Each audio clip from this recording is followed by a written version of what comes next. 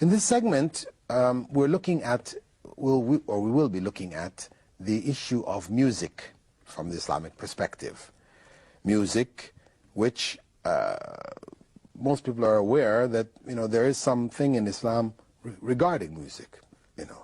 To some degree, it appears that it is prohibited outright, or some people feel that Muslims are okay. Music, in fact, musicians are okay. It's quite popular amongst Muslims, and in fact, even the guitar in Spain was developed by Muslims when they were in Spain.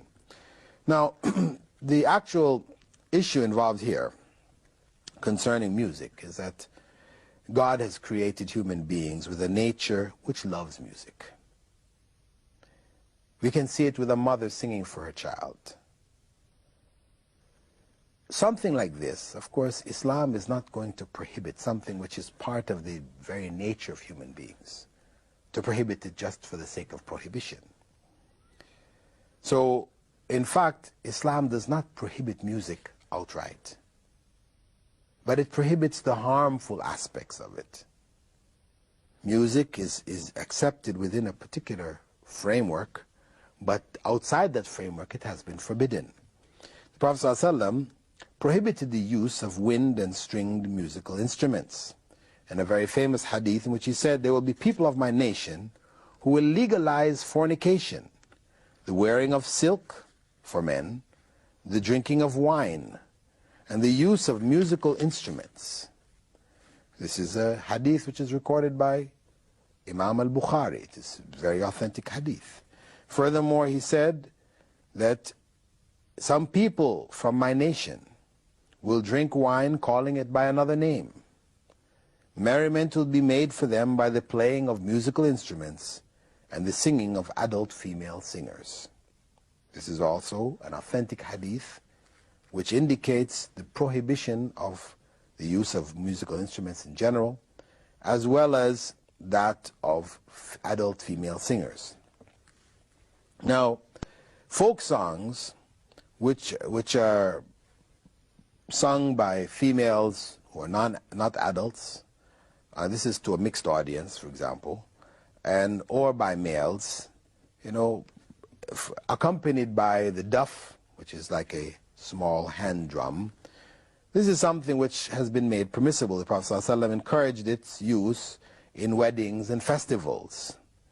And in terms of the recitation of the Quran, it is encouraged to be in a melodious voice. Prophet ﷺ said, "Whoever doesn't sing the Quran is not of us."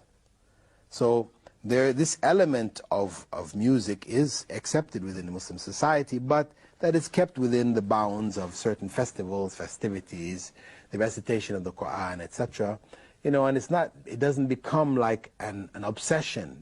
The intent is that it should not become an obsession in the society, because these instruments, etc., they have a tendency to captivate the heart. They captivate the heart in such a way that it becomes the means that people will find solace.